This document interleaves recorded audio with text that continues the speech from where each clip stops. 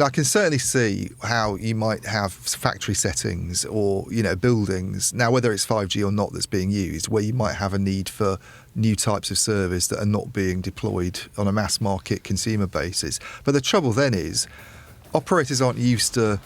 That's very hard to scale up. It's like some of the stuff I saw at Adastral Park when I went there a few months ago, like strawberry picking robots, and BT's been involved in the development. And it's like, well, it's a strawberry picking robot. How many of those are you going to sell? So many of those. You're going to sell those to a few farms.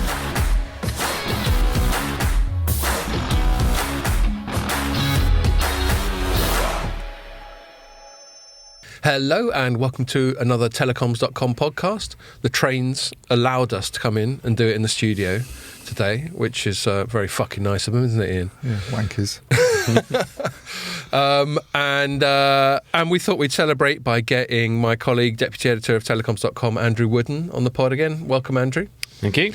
One of the reasons Andrew's come on... Oh, and we should point out that Ian and I... So Andrew's not drinking for reasons I'm going to have to get into in his annual appraisal. But Ian and I are already on our second one because Pierre nearly killed the whole podcast earlier by dropping a bunch of shit on the floor. And we've spent one beer's worth of time fixing it. So if we're already a bit looser than normal, that's the reason. Just trying to get a reason to invest. Yeah, there we are. New stuff. Oh no, I dropped my laptop. And while you're at it, invest in a bigger table, because half the reason you drop it is because you've got a tiny little school desk. Yeah, but we won't be able to get past him at all if he gets a bigger table. Thank you. There is that. I know, but there's no point getting past him if he's killed the podcast. Yeah. Gone further back. Don't do it again. He's moving around again. He's just... Oh... I got less stuff to break now. Anyway, this isn't good radio. So there we are. I found a good 5G use case. What's that? To replace all of Pierre's cables With wireless. because look at it. There must be... But that shouldn't be a 5G use case. I mean, wireless... Well, Move this one.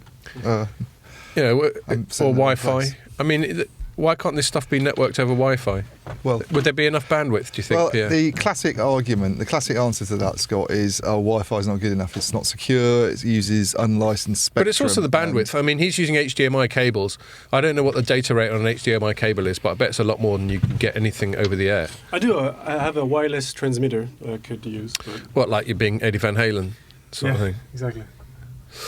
Anyway, but no, I mean, obviously, whether it's 5G or Wi-Fi or something else, a truly wireless future. I mean, the reason Pierre killed this stuff is because he tripped over some wires, isn't it? Why aren't there wireless plugs? What, for power? Yeah. Well, you can get phone chargers that are plugless. Because there's no... I mean, wireless charging is got a distance of about a couple of millimetres, hasn't it? You can't do it at a distance, like fire a gun and charge up. And that's where, you get people freaking out about whether it gives you head cancer. Because that's super high, whatever the bandwidth frequency range is. I mean, one of the things that people do forget about, we had this when we had all the 5G scares and the coronavirus, is that the stuff that gives you cancer is ionising radiation, which is completely other end of the electromagnetic spectrum. Yeah. That's X-rays and gamma rays, whereas radio waves are literally the opposite end. Yeah. But I still wonder whether if something could charge, like my laptop from over there, I'm not sure I'd want my head in the middle of that. No, I know what you mean. That transfer of energy, do you know what I mean? It might wake you up. It doesn't sound give you lots of energy. Yeah. Or it could warm you up. Coronavirus. There we are. Yeah, all right. There we are. So that's what we've been doing. Another reason we've got Andrew in is because him and Ian went and hung out with BT yesterday, and we've had a sort of busy week for hanging out with telcos, because Ian and I went, and you've just hardly been at home this week, have you? I haven't been at home much, no. Ian and I went and hung out with Vodafone on Monday, including ex-alumnus Jamie Davis. And then you went and hung out with BT yesterday, and we're doing this today on a Wednesday because we're all going to be hanging out with Ericsson tomorrow, and then Ian's flying off to Slovakia the day after that. Yeah. So luckily some shit's been happening this week. Otherwise we'd be like talking about bottom of the barrel news. So we're gonna talk mainly, or at least to start off with, about our two interactions with these two telcos. Then I think we're going to do a follow up. At the end of last week, we chatted a bit about European telecoms policy with regard to sort of M&A and that sort of thing. There's been some follow-up news from them. Ian's written a follow-up piece, and I had a phone call from an equity analyst who's been asked to be kept anonymous, But I thought I'd share some of that chat as well. And then we might finish off, if we've got time, talking a bit about AI and chatbots, because they're just in the news quite a lot. I don't think we got round to writing about it recently, but I certainly have before, Andrew has before. And it's just interesting. Yeah. It's just a bit of a hot topic at the moment. So that's it, really. Shall I just crack on, Pierre? I don't have any other... Oh, if you're listening to this on... Oh, no, if you're watching the... Why do I fuck it up every time? Blah, blah, blah. If you're watching this on the site or on Facebook or on YouTube, you can listen to it on iTunes, SoundCloud, Spotify and loads of other podcasting platforms. Okay, straight into it then. Should we start with Vodafone then, as that was the Monday? Yeah. Ian, why don't I hand it over to you? Why don't you give me... You wrote... we both wrote it up. You wrote a more, as usual, in-depth and informed and generally competent piece than I did. So why don't I defer to you and I'll chip what it was in. now. Seems like a long time ago, even though it was only 2 days ago. Well, actually, but, I linked to your piece partly sort of in acknowledgement of my own inadequacies as a journalist. So maybe I'll find your piece and remind you what you wrote. Yeah, well, it was kind of an update with their chief network officer, Andrea Donner. Yeah, the UK as opposed to the group. Yes, Vodafone UK's chief network officer. So your headline was Vodafone UK starts, quote, risky, close quote, shift to 5G standalone. Yeah, okay, I remember now. Yeah, so the whole focus of it really was about next steps in 5G and specifically their move to standalone being the version of the technology that doesn't need the 4G network. Yeah, doesn't proper need to rely- 5G. Proper 5G. So whereas non-standalone brought the new radio stuff, standalone has a new core network. And why? And what's the significance of the new core? And the significance of the new core is that it's all these whizzy new words that you hear being floated around, like cloud native, and it can be distributed, and basically... Do you need the new core for network slicing? Yeah, well, I think you can do network slicing without standalone, but I think with standalone, it's kind of easier to provision it. Right. And you can just do all these agile, automated, clever things. You can automate the network more easily. You can use better software, basically. You can distribute it around the network. So one of the things they're doing, although they wouldn't give figures on this, is that whereas the old core would have been at maybe 1 or 2 big data centres, they can... This is this idea kind of getting into the edge computing area a little bit. They can have this rolled out and installed at more sites across the country. And that's because it's cloud native and you're using like containers and stuff like that. Exactly. It's easy to do things like that. And then you get benefits like lower latency, which is the delay the latency is like a measure of the time it takes for a signal to sort of make a round trip on the network, and it's usually measured in milliseconds. And I think at the moment it's probably between sort of 40 and 50 on average in the UK on mobile networks, like data networks. And they're saying if you can get it down to below like 10, then it opens up new service opportunities. So we're all used to it, even going all the way back to, I don't know, showing my age, long distance landline phone calls. We're used to some kind of delay, which is sort of reminiscent of talking to an old person when you're on the phone. What did you say? And you're sort of talking over each other. That sort of latency, and it's basically a product of the speed of light, isn't it? Yeah. If I'm ringing you up and you're next to me, but the signal has to go all the way to something miles away and then back again, that still takes a little bit of time. Exactly. And then the distributed thing means that if all it has to do is go to some sort of edge thing that's right quite near this building, then you can also do local processing, so you don't have to, which might be useful for data privacy needs. If organisations don't want stuff leaving the site, they want it kept there. And there's a kind of private enterprise opportunity. And you there, always get this with the EU hassling Americans about European data being housed in the States and that sort of thing. Yeah, although in that instance, I find it a bit harder to sort of swallow the use case for it, because it's not really an edge computing thing, is it? You're talking about doing it in Germany rather than in one bit of Germany kind of thing. But there's more than just the kind of low latency service stuff. And I think the main ones that get thrown out as examples of that people can kind of relate to maybe are things to do with the metaverse, and virtual reality headsets.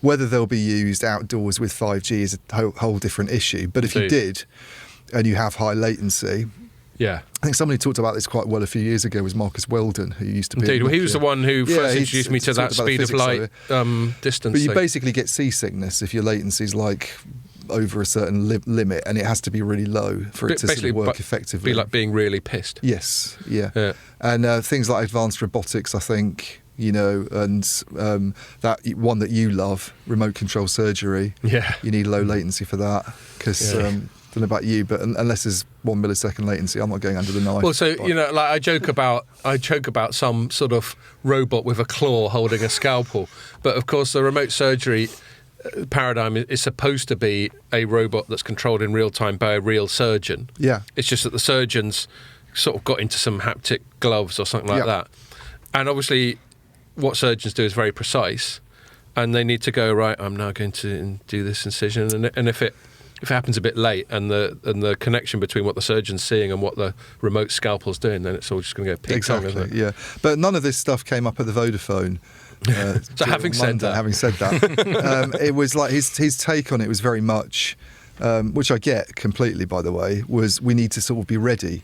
You know, we can't afford to just sit there and not do anything and not move towards standalone because something might come up, you know, and if your rivals have been making steps in that direction and you haven't, then you're really going to be in a shit situation, and his CEO is going to be saying, "Oi, Andrea, why didn't you do anything to move Andrea towards Donner, I don't know if we named Andrea Donner, but they're not in a hurry. Like, standalone's taken a lot longer to arrive than I think most analysts were expecting, and you know, it's very much a kind of, and this came out at the BT thing that we're going to talk about a bit later that Andrew and I were at yesterday.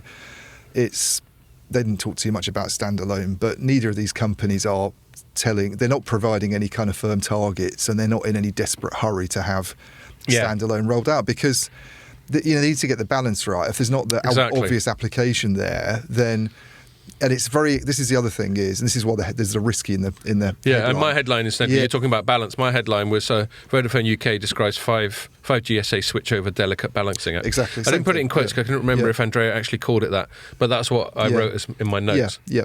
And so it's just quite a hard thing to do. It's quite expensive to do it.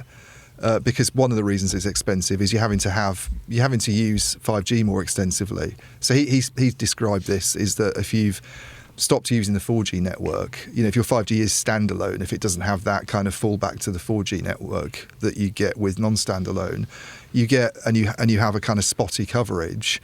You could be coming in and out of 4G and standalone 5G. Yeah. And you don't want that, especially not if you're using an application that is kind of latency sensitive and one of these whizzier things where you actually need the kind of, you know, the network capability. So they're trying to deploy low band 5G to sort of overcome that.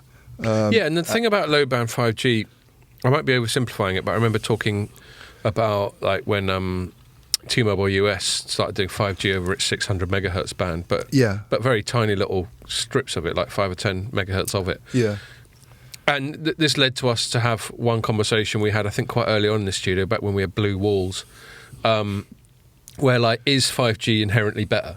Yeah. Or is it just a pipe diameter thing? Sorry, Dean, I know it's a fucking metaphor, right? Just deal with it.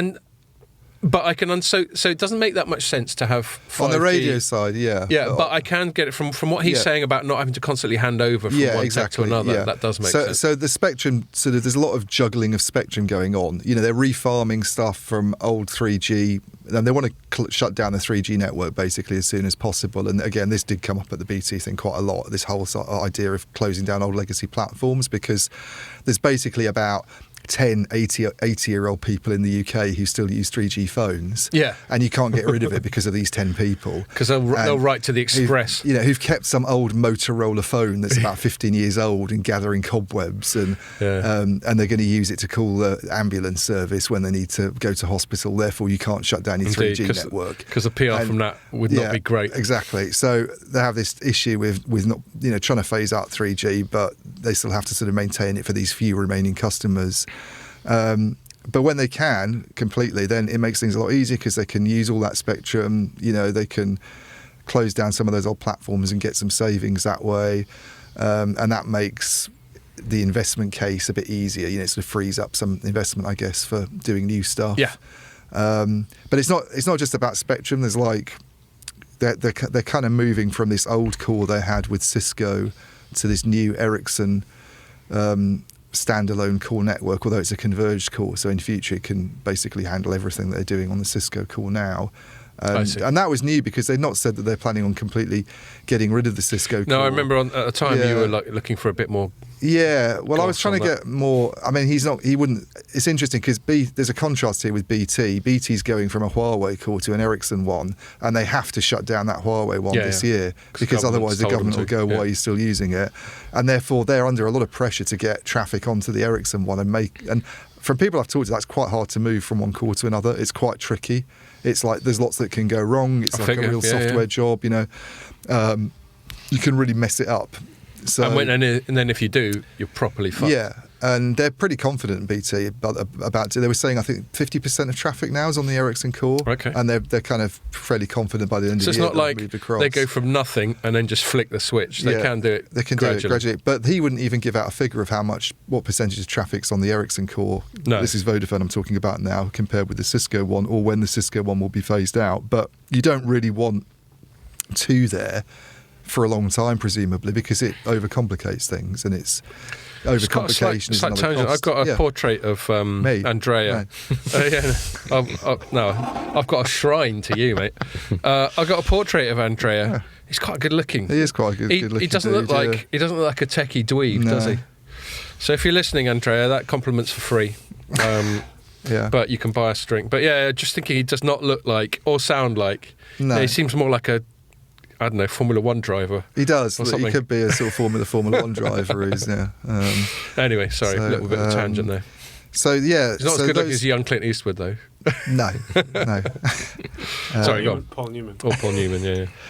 So those are the two main things. There's a radio side of it. There's a core network side of it, and the reason for doing it is they need to be ready, basically. You know, they need to be ready for this wave of service innovation that they hope is going to come along. So they've actually started trials in London, I think.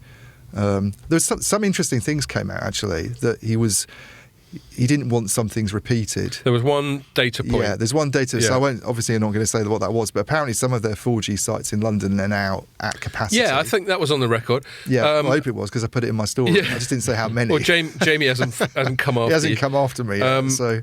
Yeah, I thought that was interesting. And I actually got a quote, because one of the reasons I deferred to your reporting isn't just because I hold you in high esteem, but because I was multitasking and sorting out the podcast at the same time as all this shit was happening. So I thought I might have missed some stuff.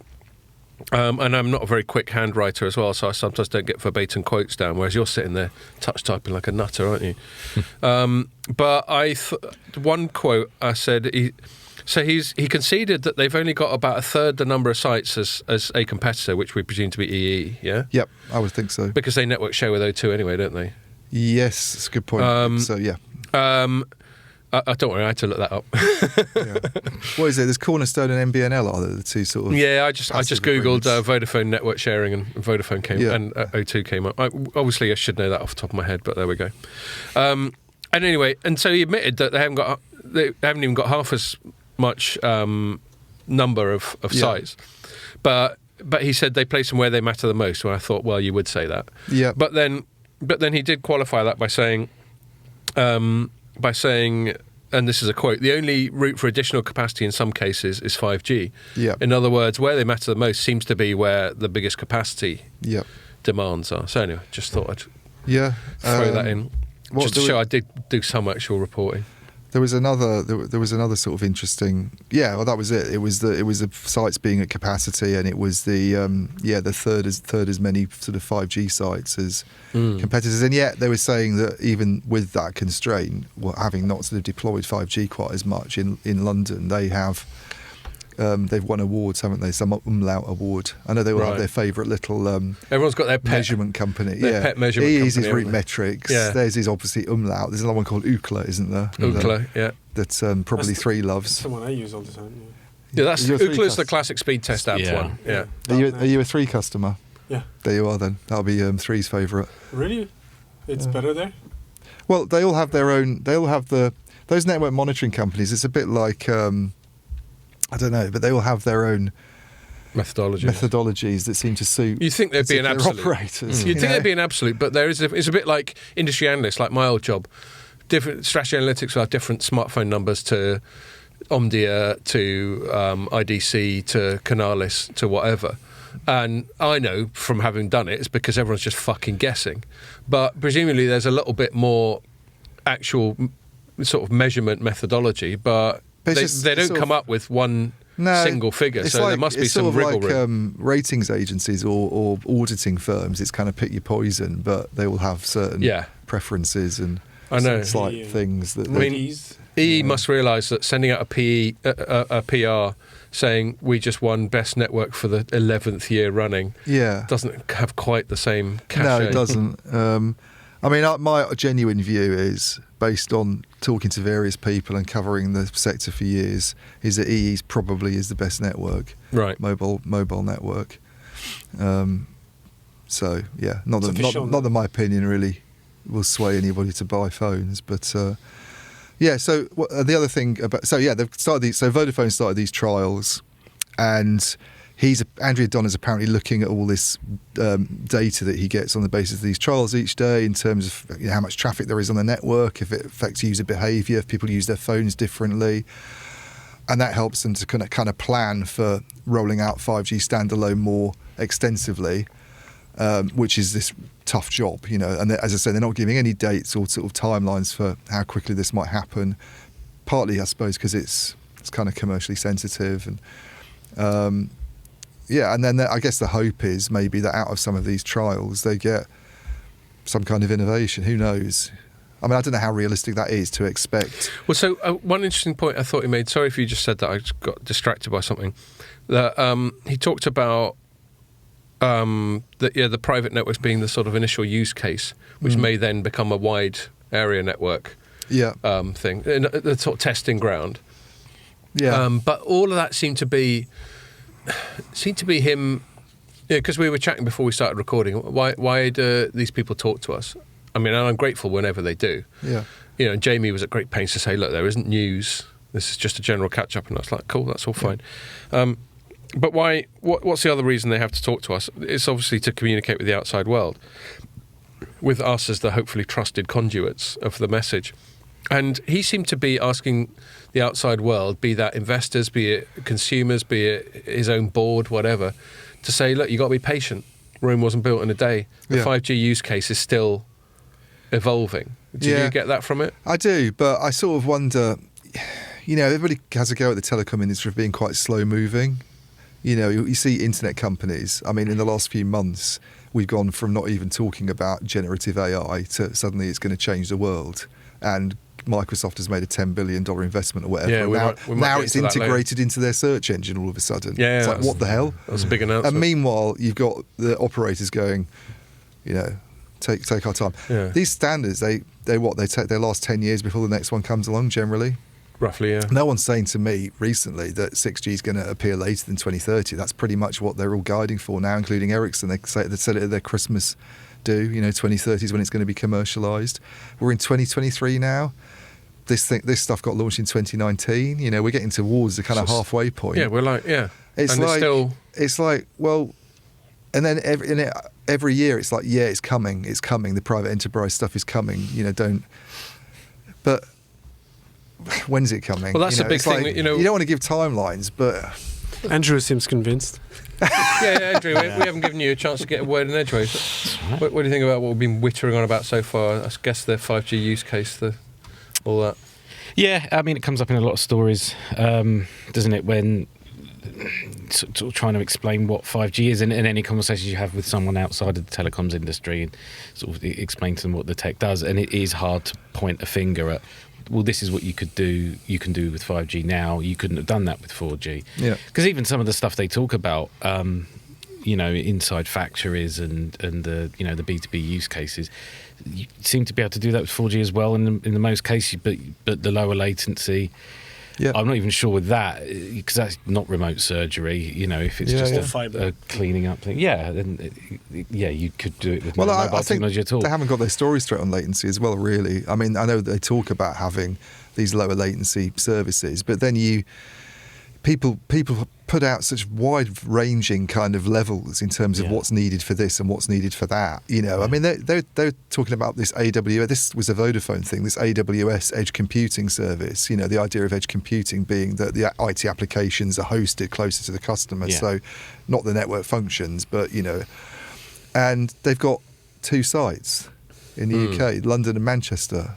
They had London. They've got how's that really edge computing? That's what you would have had previously, pretty isn't distant it? edge. I mean, all right, you've got AWS involved because that's great because it's got this kind of community of apps and it's got the connections to the wider ecosystem and all that sort of thing. And Danielle gets to do a tweet about it. Yeah, but then arguably there's a downside to that in that they have a revenue share with AWS, and years ago I think they were hoping they could be the big players in the edge space and not have the internet companies be so much involved. That's very much changed very, very, very quickly in just a few years. Yeah, I mean that was our big takeaway from the last digital transformation world last year, wasn't it? Yeah, that was just a complete switch. Yeah, and it's like I think we asked Andrea Donner about how many edge sites could be done in the future. Someone was asking about base stations even being used, and he was like, no, that's not even the edge, that's the micro edge or something. Micro edge. Yeah, but you get, like, BT talks up the idea of potentially having hundreds of edge data centres. Vodafone's very much on, a handful would be enough. People in the internet world say networks aren't good enough now to handle the metaverse because of latency. People in the telecom world say actually we can get a lot more out of 5G. Like, they haven't got their stories straight. Nobody's got their stories straight, really. There's some kind of disconnect there. And the closest you get to something to aim for is maybe something like the metaverse, and that's quite poorly communicated in terms of what it's supposed to be. Everything we see at the moment looks like a low-grade VR game, the type of which has been around for a while. Sims. Basically. I'm certainly not seeing much beyond that. It's just talked up as if it will be. Yeah. But beyond that, edge and 5G seems to be another one of those technologies that is. Well, it's been the case from the start. I was, I was chatting to our meter actually about Mobile Congress and telling us kind of stuff I often try and write, which is more. Obviously write up individual interviews, and you'll be doing a lot of that. But I sometimes just try and write a general view. A feel of the show, and obviously it's very imprecise because you're just one person meeting a tiny fraction of the people who are there. But I just figure that for people who can't make it to the show, or maybe for people who are at the show but are in their meetings the whole time, I figure one journalistic service you can provide is just a sense of what the general vibe is. And I think my headline in 2019, which is probably a little bit pre-written going in my mind, but I said 5G reaches an anti-climax at MWC 2019. And so that was 4 years ago. And I've got a nasty feeling that in a few weeks' time, when we're in Barcelona, we're still going to be so what's the point of 5G then? In a sort of commercial way. I think we understand a lot better what the technical side of it is. And obviously we understand what standalone means. I mean, it was only at Mobile Congress, I think, 2018, when that standalone thing was sort of first chucked out there, wasn't it? Yeah. But I think for me, if I'm going to pre-write my headline, and you can check this in a few weeks' time if I'm going to pre-write my headline, it'll be like something along the lines of 5G business case still AWOL. Yeah. Or something like that. 5G barely talked about at the show. No, that's a good headline. Talk about Meta the whole time. I hope there isn't a lot of talk about the metaverse, because there's quite a lot of talk about the metaverse last year. And I think there will be again. I just don't get why it's even a telecom topic of conversation, really, other than to go, oh no, we haven't got enough money to support all this stuff. Internet companies, please pay something for network usage. That's the only thing I can think. It is an odd thing for them to sort of glom onto, because it doesn't appear to have anything to do with 5G, even as we've said before. Yeah. You'd be in your house using that's true. VR headsets. You will not be walking. You'd be on an omnidirectional treadmill, won't you, in your living room? So I remember seeing that years and years ago at CES. It's not that new. Yeah. But sorry, go on. No, I felt the exact same way until a few weeks ago. You were saying, like, you're not going to walk down the streets with. Yeah. It's ridiculous. But then I think it's Vive or both HTC. Vive and the Meta Quest. They released something where they have all these cameras on the outside, Right. and the pass-through is pretty much seamless, where you see your hands. And I mean, if I look at you, you look like you're wearing a mask, but to you could see me almost the same way you would see. Oh, that sounds pretty creepy. That's like the So, peripheral or something. The whole thing of like, no, you're not going to walk down the street with that. Well, maybe you could actually, because you could see just the same through the mask with the exterior cameras. Yeah. So could we see? That's when people start to lose track of what's real and what So isn't. I'm thinking, could we So do you walk into it. like a It feels pretty Pokemon, fucking real. like a Pokemon Go thing where people are in the park and they're all wearing masks and they're all playing a game Yeah. in the park? Well, but Maybe. that was a use case that Deutsche Telekom showed off a few years ago when it still owned Mobile Edge X, which has now been bought by Google, which is its kind of middleware platform for edge computing. They had this. They even had a demo at the show, and obviously inside the show you could rely on other technologies, but the idea would be you could have these mobile gaming sessions that take place outside in city centres or something, and it was like a sort of virtual dodgeball game. Yeah. You know, I remember, like, I think I might even have tried it out, but I certainly saw people doing it where they're using their phones and you can see the guy in front of you and you can throw something at him. And Or just like it's- shooting game, whatever. or a Yeah. shooting game, or something of that nature. And Maybe in like I mean, but you can sort of do that in a controlled environment already. You can go Yeah. to these little warehouses where they've sectioned off an area. You can wear VR headsets and you can do it around. yeah, Fine. Whether or not that's got anything to do with 5G or not, or it's just Wi-Fi, I don't know. You can do that. I think the idea that, but you could do it in a park or the streets of London as well. Why would you want to? And it seems to be because 5G could do wouldn't, it. but- So it's run the wrong way round. yeah. I mean, you shouldn't. I make an effort to not have my phone in my hand walking around London. If But I'm you're looking the at only something. one, Andrew. Well, I've had it nicked before that way. So the I idea of had having when very I was- expensive kit on your head. When I was just walking here, there was some young woman just looking at her phone, walking along, and I thought, I'm not going to walk into her. I'm just going to stand still and see what happens. And yeah, she got basically up to sort of my chest and went, "Oh, sorry." But and I've done it before. If there's something, if Well, it's a common affliction nowadays. Smombies. Yeah. Smombies. Smartphone zombies. Uh, Yeah.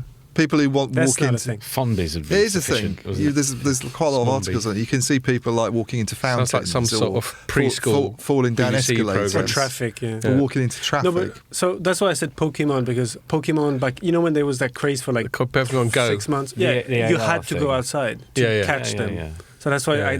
that's the only game I could think of where like you need to go outside. You can't play in your house that game. You have to go I outside. remember playing it with my kids in the Canary Islands for a bit until they and I got bored of it. Right, yeah, well... No, so no, we all know we've chatted about the VR, AR, XR use case loads of times. It feels like a reach. Yeah. Even if we were at the era where you've got good heads-up displays, or as you described with a VR headset that's got external cameras that mimic clear glasses with a heads-up display, which is effectively what you need to be able to do is be able to interact with the digital world and still see the outside world at the same time, whether you do that through external cameras or through just normal transparent lenses. Yeah, the transparent thing is not there yet. No. No. But even if we get there, I suppose if we get there and the whole ecosystem was mature and the metaverse thing, as people like Zuckerberg see it, had really kicked off, Yeah. then yes, there's a need to have this low latency, robust wireless connectivity the whole time. But we got to be at least a decade away. Yeah, so maybe from none that. of this standalone. I think the trouble for me, one of the problems with standalone is on the service side, and this is the thing where Andrew's saying we can't afford not to move quickly because things might come along. They might, yeah, but a lot of it seems to be private enterprise stuff. I can certainly see how you might have factory settings or buildings. Now, whether it's 5G or not that's being used, where you might have a need for new types of service that are not being deployed on a mass market consumer basis. But the trouble then is operators aren't used to. That's very hard to scale up. It's like some of the stuff I saw at Astral Park when I went there a few months ago, like strawberry picking robots, and BT's been involved in the development. And it's like, well, it's a strawberry picking robot. How many of those are you going to sell? So many of those. You're going to sell those to a few farms, And then meanwhile, there's another use case where they've had to develop some drone technology for spraying crops or something, and it's like, well, how many of those are you going to sell? Yeah. It's like to just sell a phone to millions of customers is a very, very easy thing to scale up economically and make it affordable and make a profit. When you start talking about some of these enterprise use cases, they're very bespoke and niche. I think that's where the modular thing comes in. Wasn't it Qualcomm that spoke about that? So the idea that maybe, I don't think it's there at all, but the idea that you could maybe have a kind of a modular tractor or something that acts as a little base station, and different drone sort of things that could plug into it for various. But you still got to build a strawberry pricking bit, exactly, which you won't sell very many of. And there's not an obvious, apart from the metaverse and the things you were talking about, those glasses and AR, extended reality, whatever it might be. Maybe drones, maybe drone delivery. I know Maria Cuevas at BT was talking about that being kind of an example more of a service that might have mass market appeal. I can see those two maybe, but it's very hard to think of other things that require standalone. You know what I mean? And autonomous driving. And then bring out. As you're saying, Scott, if the metaverse and this stuff doesn't come along until, let's say the late 2020s or the early 2030s, then it's a wasted generation. In a way, it's happened too late for standalone, hasn't it? People are going to be starting to think about that in a 6G context then, and so does standalone just become something? It could. The risk for me, I think, is probably that standalone. Yeah, it's going to lead to some efficiencies. It's probably better to have that and. They always talk about new technology generation, shutting down older platforms, bringing cost savings, blah, de, blah, de, blah, brilliant. And I get that. But is that all it's going to end up being? A bit like non-standalone was. It's better to have 5G than 4G. Does the next phase of the technology just become the same story? It's an efficiency thing. And then, and it's better. It's a bit better. But is it something that consumers really notice? I mean, I asked him this. They're doing these trials. Is anybody going to care? Yeah. If you're just trialling out on I don't know who these friendly users are, these friendly user trials they've got going on, but it's not as though Vodafone's going, take this, and by the way, use these applications with it because they'll be much better than they are on your 5G network. They're just giving them standalone availability. So most people will just be like, well, yeah, it works. What's the difference? Maybe my web page loads a bit faster because I haven't got... the latency's a bit better than if I've got coverage at all, that wasn't really and a problem. their answer to that was, we don't want to be too prescriptive in terms of telling people to use things and see what happens.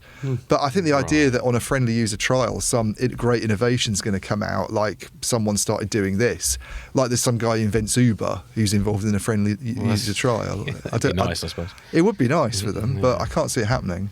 It's a real dilemma for all of them. Another thing Andreas spoke about, I'm sort of paraphrasing him, but he's going, if governments want this rollout to be quicker, they've got to get involved.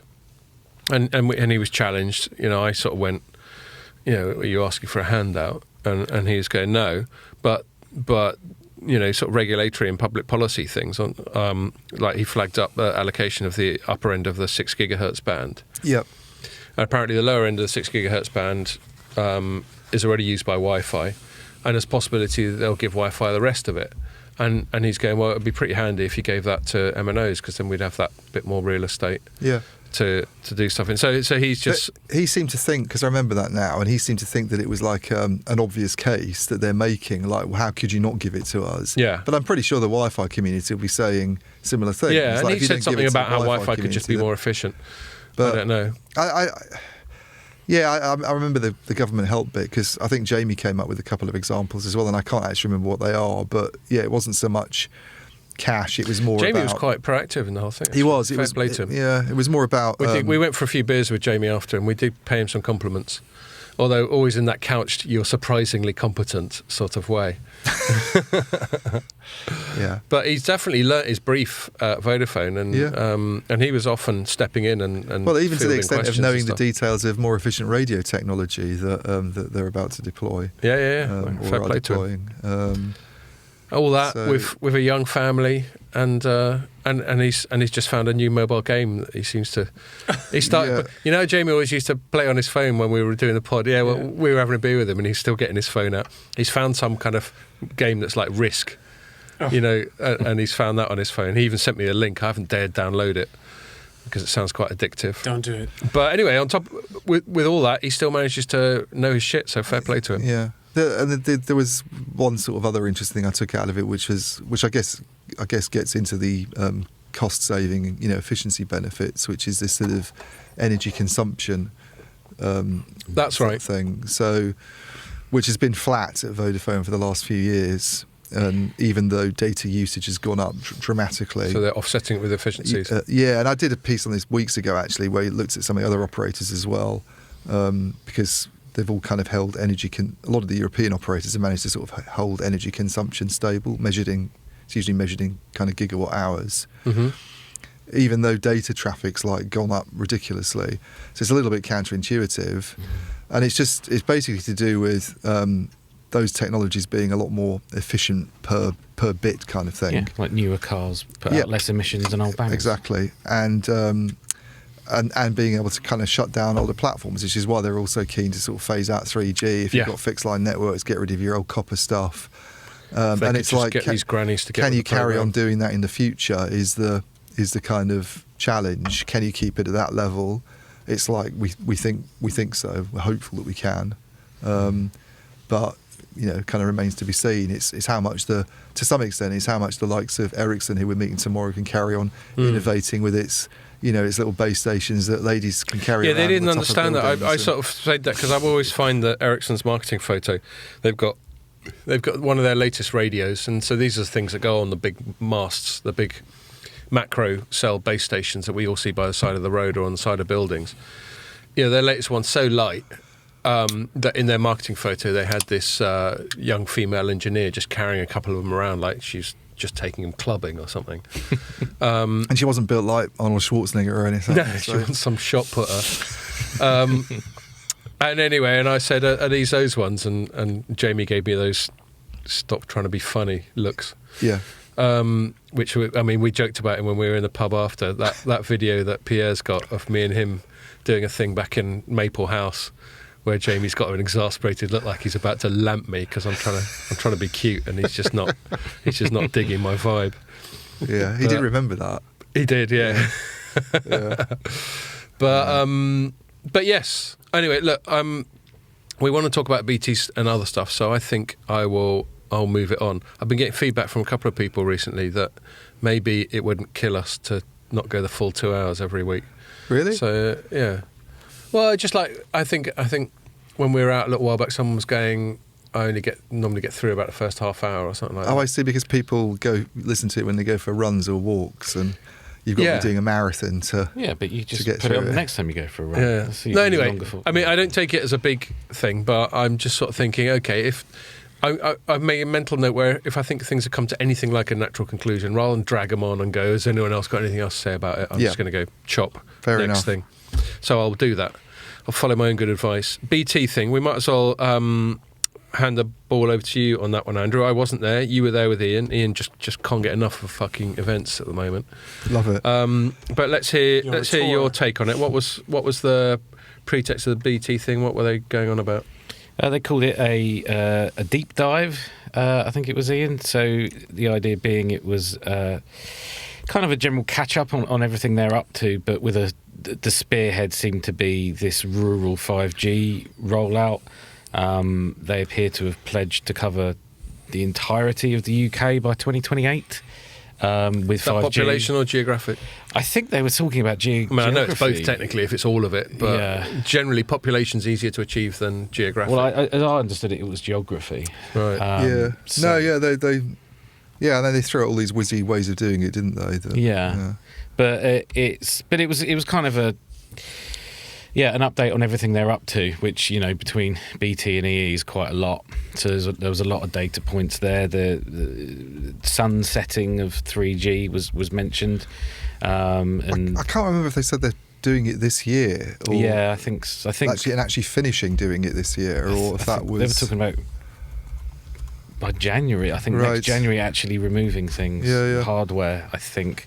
But yeah, they spoke about some of the difficulties there with particularly in some of these rural areas that they're looking at covering, that's perhaps where you might be getting some 3G still being used. Yeah. But it wasn't just because it seems like an easy thing to fix, right? If there's a very, very small number of people still using a 3G phone, Yeah.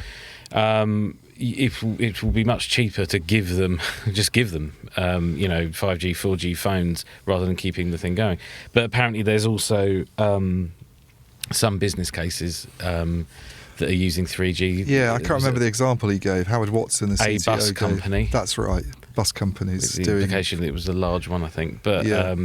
that still for their contactless payments, I think was 3G, and that can't be changed very easily, apparently. Yeah. So there's difficulty there, but they say they're getting on with it. There was a fair bit of talk of different little technological partnerships and projects they've been doing. So that HAPS thing we covered, sort of the drone that flies around and provides some signal down there. Some self-powering mast. I think ship-powered masts, ship-powered base stations. Yeah, Shit-powered. Shit-powered base stations. They didn't turn. Can it you that way, of elaborate course. on that? So the one who shake. Using things like biogas to power right, a I base see. station. Oh, Well, you know what biogas is, really. Biofuels, It's, yeah. Manure? Methane. yeah, from cow cack. yeah. that seems like far-fetched. And No, you can. Well, there's you can lots of, power like, a base talk of- station through shit. There's lots of talk of like biodiesel and bio this and bio that, isn't there? Yeah. I know, but it seems like something that somebody needs to go every day to like add fresh shit. Yeah. Well, or just persuade maybe. the cows to shit And on then the he's base used station. up a load of petrol on his drive up from London to take his manure with him. and in then his sports car, Little driving bottle up of to the manure. base station. give the cows food that makes them extra gassy to make it Yeah. even Do you know what I mean? ferment even more. Yeah. Well, I it think has its own problems, isn't it? they're using with the solar and environment. wind. What's the energy as well. involved in making cow curry? I think the ship powered think, one like- is a small part of the. Right, you okay. think like a Funny turbine aspect, would be a good one? Which like one? a mixture of turbine and solar That's what they're panel? doing. But they mainly. have a solar, The solar- / wind Yeah, but at powered night, mast. like a turbine for nights, you know? Well, the most of the stuff they're talking about when Andrew says self-powered is wind and solar. But that On comes the battery, I guess. It's But not- it's not ship exactly. powered, That but comes there is into a bit of ship the more powered stuff. general debate about renewable energy, which is, as you were saying, storage.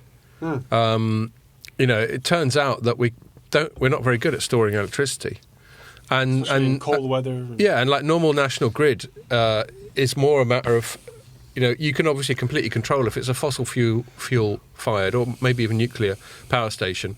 You can ramp it up or down depending on demand. But what you can't do is have a really fucking windy or sunny day and then just store all that electricity for a later Yeah, day, or at least not yeah. much of it. The batteries aren't that good. And that presumably translates all the way down to smaller use cases like individual self-powered Yeah. masts and that sort Well, of I thing. quite like all this self-powered masts. That's a lovely idea. Well, I just Yeah. think it's we talk about greenwashing and putting out the message that you want to be, environmentally good, and we've got these targets. And a lot of that, I think, is utter bullshit.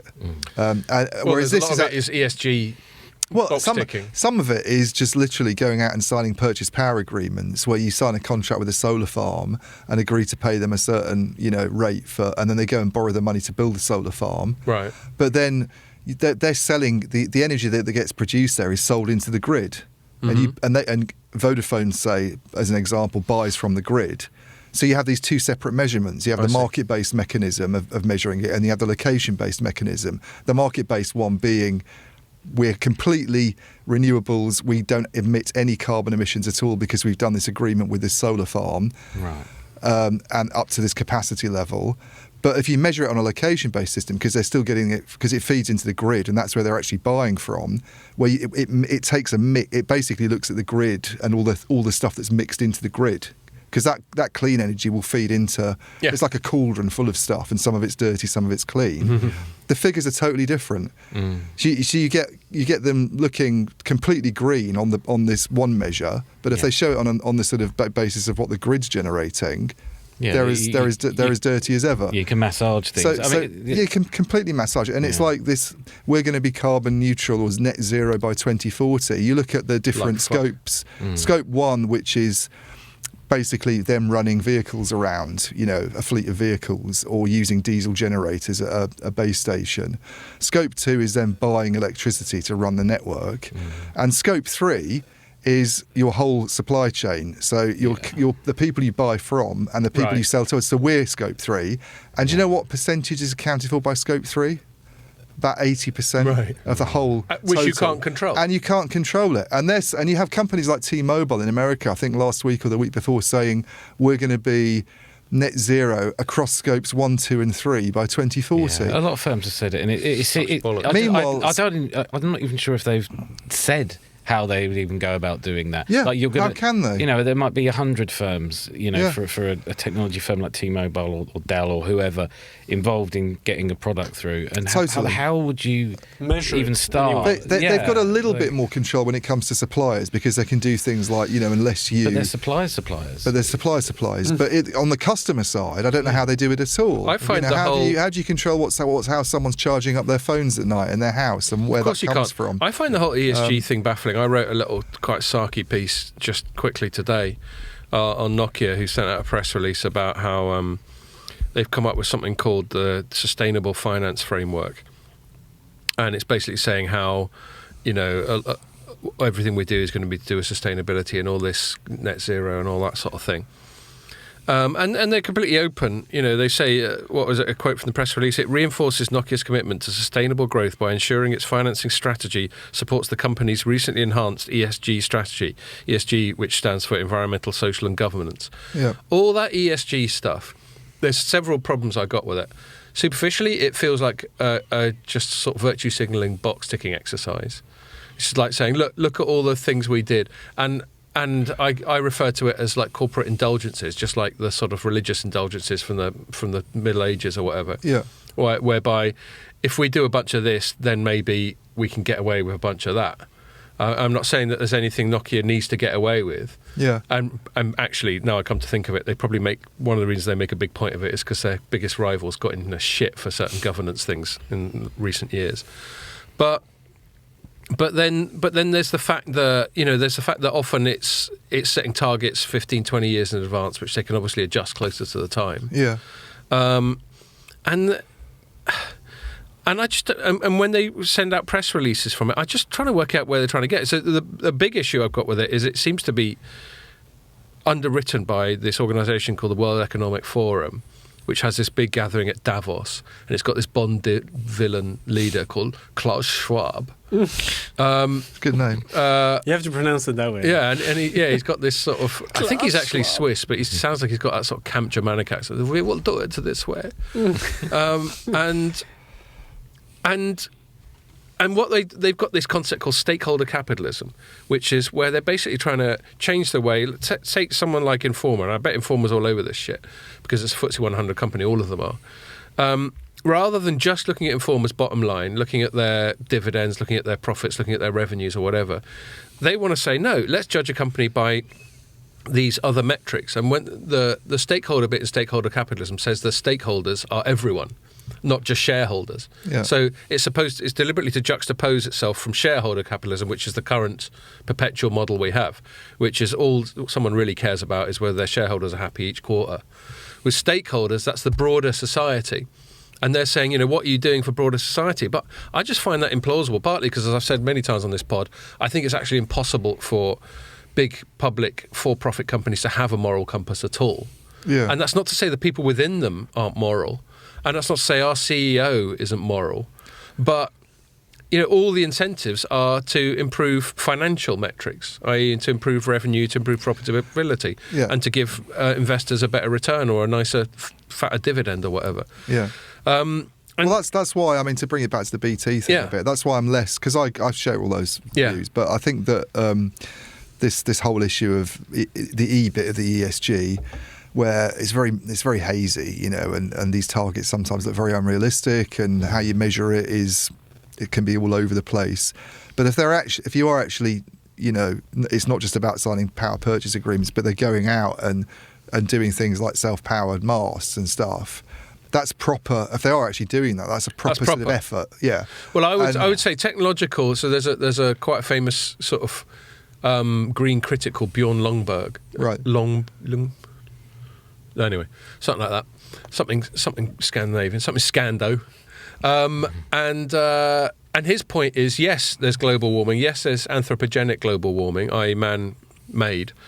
But no, a lot of the solutions being proposed aren't going to solve it. In fact, they're counterproductive. Yeah. And I agree with you that, if it's someone who glues their face to an oil painting, then I'm not with them. But if someone's saying, can't we do the same thing at half the energy, then of course, that's a fucking no-brainer, isn't it? Yeah, and that's why... But then you'll have two of them instantly.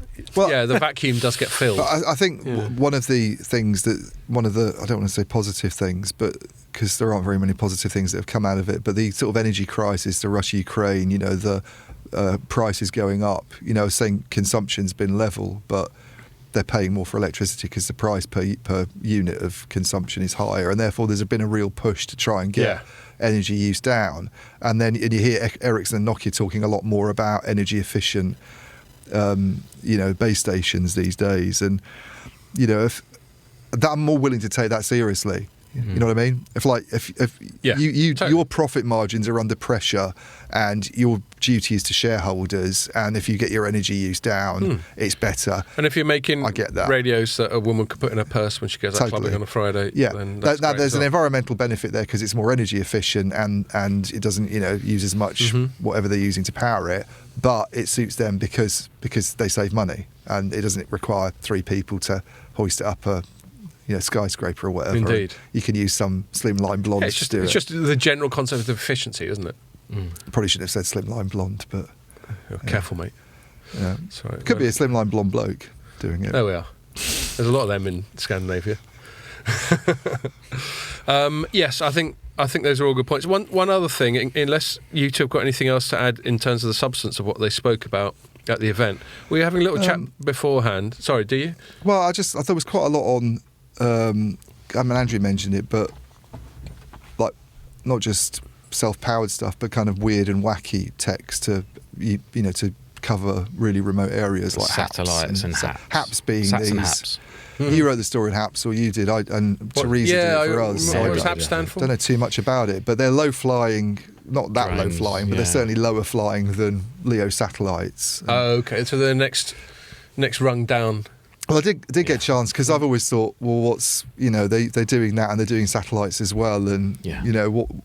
I mean, Andy Sutton, who's the high altitude platform systems. That's it. But Andy Sutton, who's their chief like network architect now, the only chief network architect, I'm guessing. Because Neil McRae's gone. Did manage to sort of chat with him on the way down to the pub, and he was saying it's basically about keeping the options open, because one technology might have advantages in a certain area. And I think he said during the session itself that one thing about HAPS is it's probably a little bit easier to make adjustments and adapt it and tweak it than a satellite that's off in Sure, but it's still space. For areas that otherwise are unconnected by terrestrial. Totally, yeah. So now, I think last It's time I was 1%. on, we were talking about. It always seems a bit niche what they're going to roll these satellites out for, and so now you're going to double up and make sure you got HAPS as well. Well, for no. these unconnected areas. No, so that's not what he's saying. They're not doubling up. It's more about because none of this has been deployed. The HAPS is not used commercially. No, it's more trial, about figuring out which bits of that 1% this might be more suitable for, and whether it's economical to do it. Okay. You wouldn't do both, I don't think, unless there was a particular need to have some kind of backup there. But Maybe I don't know if this is where you're headed, Andrew. That the central point is there's all this talk about connecting these sort of Scottish islands and Welsh mountains and stuff. But why are we talking about that? That's just a tiny number of people. Well, I'm sure came up, didn't it? You were talking about that before we came on. Yeah, well, it got brought up in the Q&A session, and it was the question was basically, this looks like an awful lot of effort and expense. What to hook up absolutely every patch of land in the UK to 5G, say? Why? Basically, is there no escape from 5G? Yeah. Is there nowhere I can go and not be outside coverage? Well, their point, they seem to communicate it almost as a public service type thing, and they said, he kept saying, we treat it on a user by user basis and all this. Which, I think there's probably some political pressure for them to and they check this are, box. and there's going to be a political element to BT that isn't with. Yeah, especially as they do the firm. emergency services stuff as well. I think. Yeah, I mean they did say also it's a differentiator. If you're walking with your mate in the Brecon Beacons and he hasn't got service and you have. Maybe there's some trickle down marketing. There might be, but I don't know. I find it a bit hard to swallow, really. I mean, it's funny because we went out afterwards for drinks, as you do. Went into the pub around the corner from EE's office. Nobody could get a signal. I mean, I'm on the EE network. I don't know what bizarre. Andrew's on. And this is just a street level pub. And Gabe, who's an analyst with heavy reading, was saying that he's even sort of thinking of doing like a blog on it or some kind of research on it, because indoor coverage is.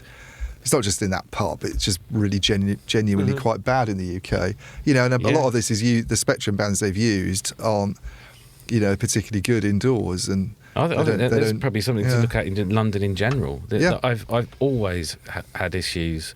I have. Trying to use it. I mean, for GPS, which is what, if you're wandering around. But it's not just 5G, it's 4G. It always has Ironically, been the they're case. connecting the tube now, aren't they? Yeah. Like They're connecting the tube, but you can't go into. I can't get a 4G signal, for instance, in this building. No. I can't get on my phone. One bar, yeah. I can't, and I can't get onto the Wi-Fi in this building. So this is this ridiculous thing in my place of That's work. just you not fucking where looking there up the password, though, isn't it? No, it isn't, because it won't even go now to the login page to allow me to do that. Really? It won't transfer me automatically. Actually, to the I had login that. page. I had once, and then I tried again, and it did it. But yeah, I'm with you. It's Mine still not hasn't done ideal, is that. it? You So, forget the so network. I'm now in a situation where I can't get on the Wi-Fi. And frankly, I don't want to have to mess around with Wi-Fi because it's shit. Getting onto public Wi-Fi networks or even private ones is a real faff. That's exactly the advantage that cellular has over that crap. That It's you not don't secure. have to fiddle around with secure. it and put passwords in and mess about. And yet, there's no fixed line phones on the desks in this office, so we're all expected to use our mobiles. And you're in here if you're working for 8, 9, 10 hours or whatever, if you're doing a full day. And I can't get on the phone. And then they're talking about connecting to Brecon Beacons. Yeah. Fuck right off. Sort fucking indoor coverage out first. Well, when there's 10 million people in London, and it seems like the first problem to fix. And actually, back to the Vodafone thing, Andrea did say that their first priority seems to be capacity. But whether it's capacity or whether it's higher frequencies not penetrating walls or whether it's just being a bit shit. Done the SAS training the Brecon Beacons, so maybe it's just to sort of impress them. If you're a big hotel like the Savoy or the Ritz, could it be like your job to invest in small cells in your hotel? Well, I think if you're at the Ritz, it would be uncouth to be on your phone. You don't do that sort of thing. Actually, at yeah, Ritz, you want yeah. your customers to take Dear pictures boy. and talk about it. Dear boy, I don't know how it works in we're here France to make when you're at a Michelin chit star chat. restaurant. But You want them to do TikToks about your beautiful Yeah, hotel. it probably is. God, can you imagine if someone like the Ritz or the Savoy has got a TikTok account? That's just wrong. I still think of those places the kind of place that Bertie Wooster goes to. Yeah, but if you go there, you want to be able to have connection on your phone. Yeah, fair enough. Can I make one other point, actually? From the pod 2 weeks ago with Interdigital, I was banging on about how when my phone has to revert back to HSPA Plus, which used to be all right back in the day, it seems to be shitter now. I won't read it out, but Mike Ferris, who was a guest on the pod and often comments on the podcast, did a quite full bit of feedback on why HSPA Plus might be shitter now than it was a decade or two ago. What have they done? Well, to make it it's shit? in the weeds. I'm not going to read it out now. But if people listen to this, go to the site and find the Interdigital podcast, and you can Who see does the Mike comment Ferris work for? there. Was it Dense Air? Yes, that's that it? right. They're doing neutral host networks. Yeah. Yep. And he's probably heard this, so thanks, Mike. That was a good comment. But I'm not going to read it out. No disrespect to you. It's just a bit long and in the weeds and I've just said how I'm going to try and be a bit more brisk. Oh, I see it. Okay. Are we? One last thing, actually. We were chatting about before is this isn't so much about telecoms, more about PR and journalism. We were going like both the events we went to. There wasn't any big news from any of them, and you could come away from both of them going, okay. And then I've sort of trained myself to think, well, hold on a sec, Scott, don't look that gift horse in the mouth. We moan about companies that don't engage. Like, I never have any meaningful contact with O2, by the way. If anyone from O2's listening to this. Well, it's VMO2 now. Yeah, I suppose so. But the O2, the mobile side And of you it. got So, invited yeah, there to a are Queen some people concert. like Luke and so on at VMO2, so I don't want to get them in the shit. Virgin does get in touch, but I've just found historically, certainly before the merger, I just never had a particularly strong connection with O2. Whereas No, I didn't either. Whereas we have things like these two things this week, where there isn't news, but we have got a senior exec or group of senior execs bothering to engage with us. Yeah. And I don't know what you two think. I think on the whole, don't look a gift horse in the mouth. It's good to do, especially if they buy us a few beers after. What do you reckon, Ian? Do you think they're worth it, even if you don't necessarily get anything huge out of it? I'm always up for being bought a few beers afterwards, and a cheeky Woodford Reserve as well. Cheeky Woodford Reserve with was that with Alex? I think Alex from BT, shout out. I feel like I got stuff out of both of them. Yeah. You know, I think if you go to these sessions where you've got top executives on the tech side from, you know, a massive company like that, you can always get something out of it. It depends what kind of write-up you're looking for. We won't name them, but you get some journalists, and you know who I'm referring to, who are from more traditional media outlets, and you get the impression they're headline chasing a bit more. Yeah. Whereas we're lucky, and I'm not judging them, because they're probably under constant deadline pressure. Yeah. But we're lucky. Like, I didn't write my thing up until last thing yesterday evening, because I had a busy day just dealing with day-to-day shit. So that was a full more than 24 hours after we had the chat. But no, I'm not under any deadline pressure. The thing still came out. We still made it a lead story today, and it got a few reads. So I think it's especially worth it for us trade press, but it must be a bit more challenging for people who are at big like news titles who are constantly under deadline pressure. But I also don't necessarily, this isn't a judgment, but I'm not a fan of headline chasing. Partly because it's a bit prescriptive. You know, having said that, I've probably already written my headline for Mobile World Congress that's going to happen in 3 weeks' time.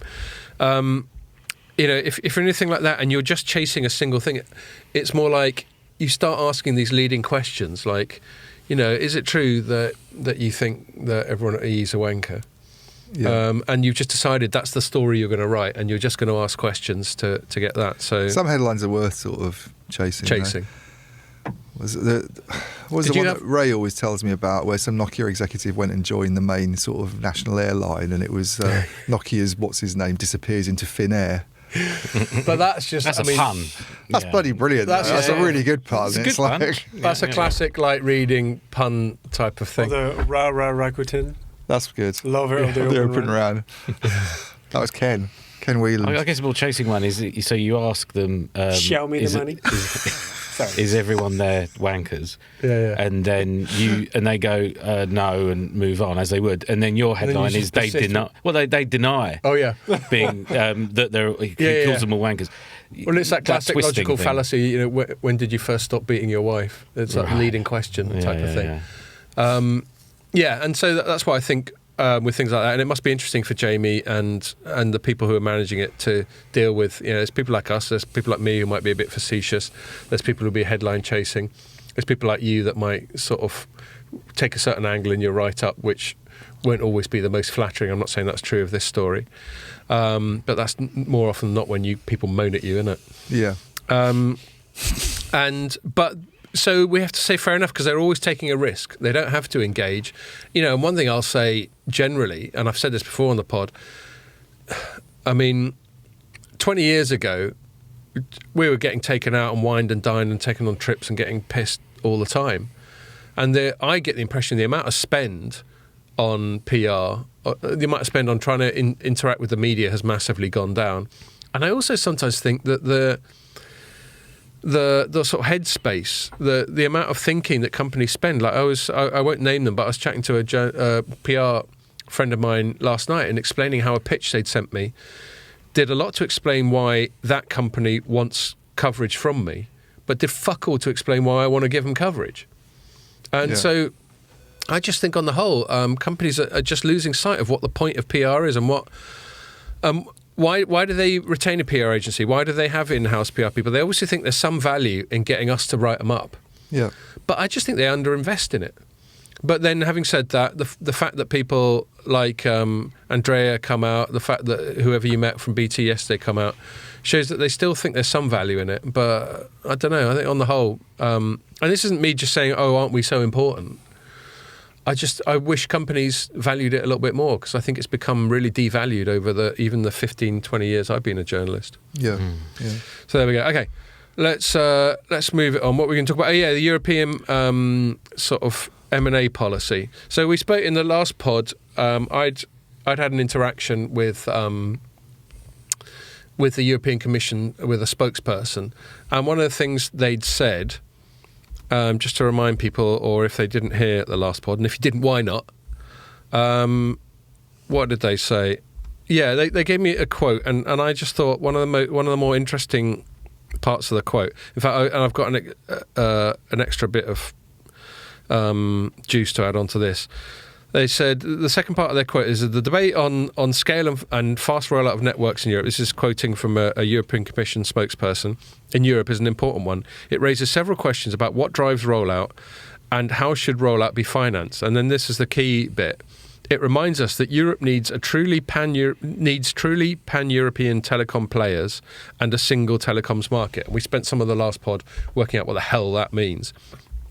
And then since that came out, there was also a follow-up piece that was written by Mary for us, where another European commissioner. So that piece I wrote was, I'd originally sent the questions to a European commissioner called Margarita Vestager. I probably butchered the name. It's Danish. And she's head of the digital market and competition. And then there's another bloke called Thierry Breton, who ironically is French, given his surname. That was the joke. I just thought I'd explain the joke to everyone. Although there's Brittany, isn't there? Is that where Britain gets its name, is Brittany? That's a bit gutting, isn't it? If we get our name from a bit of France. It's just a region of France. Yeah. Yeah. Yeah, we're Great Britain. We're good, and they're rubbish, They're Britain. Bloody French Britain. It's all to do with the Norman conquest, isn't it? I know. There's a rabbit hole that we don't need to go down on this pod. But he'd done a speech where he was basically sort of saying, I think the headline was, EU actively encourages cross-border telecoms M&A. Now, one thing I got to add, before I'm going to hand this over to Ian, because you wrote a write-up, which I haven't got through all the way through reading, but it's very entertaining so far. This prompted an equity analyst, who I won't name because he wanted to just speak on background, to get in touch with me and we had a little phone chat.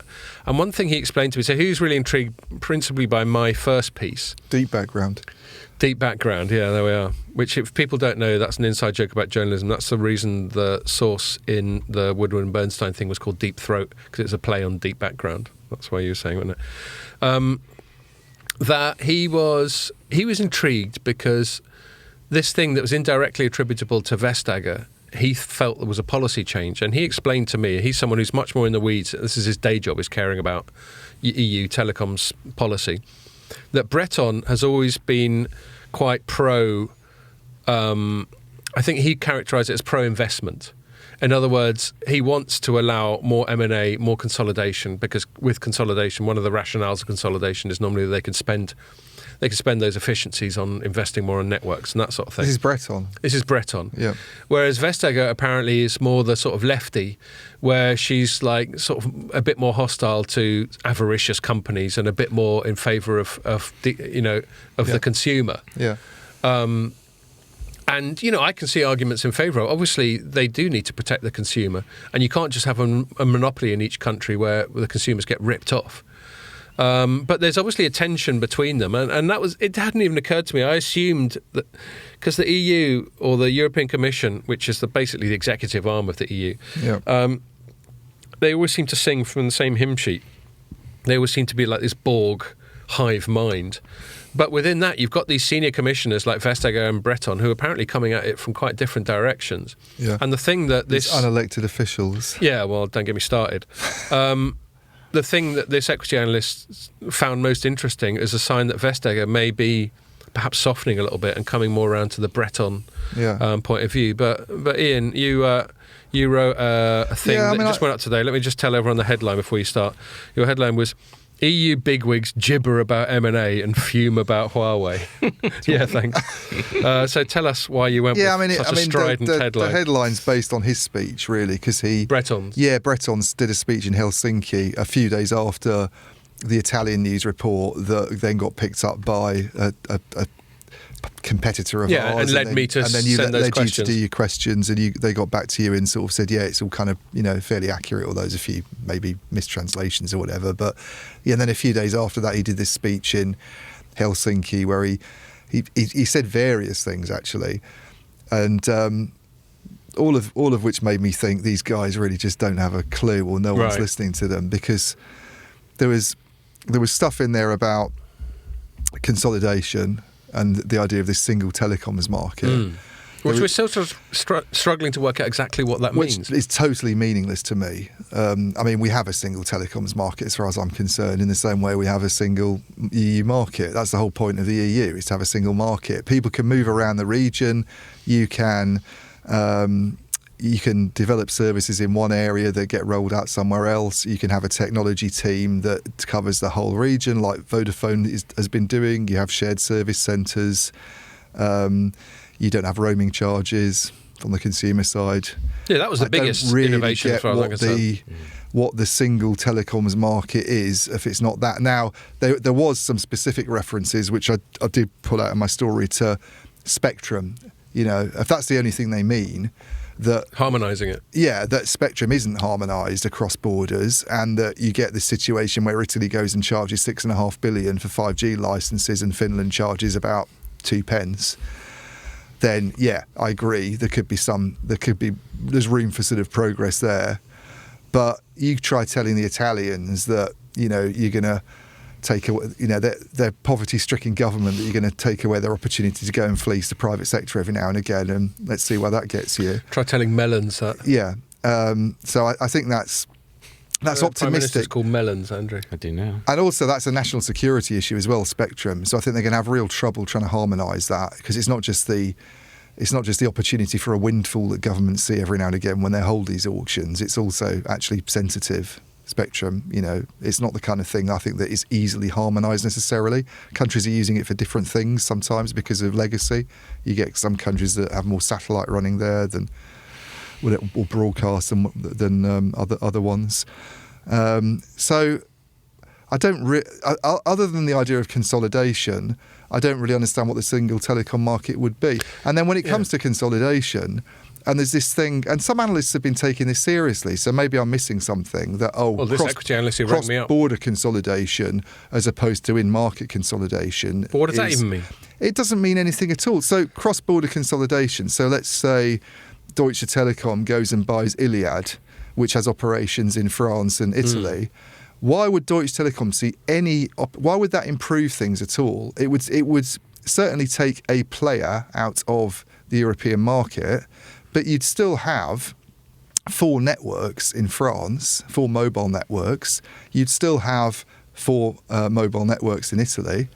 Deutsche Telekom will probably have very little interest in doing it, because there isn't an opportunity to consolidate businesses that it already owns in those markets. They're saturated, there's no growth there, they're intensely competitive. You don't reduce the number of players by doing that. Or you allow Deutsche Telekom to go and buy Orange, let's say, which is a real mega deal.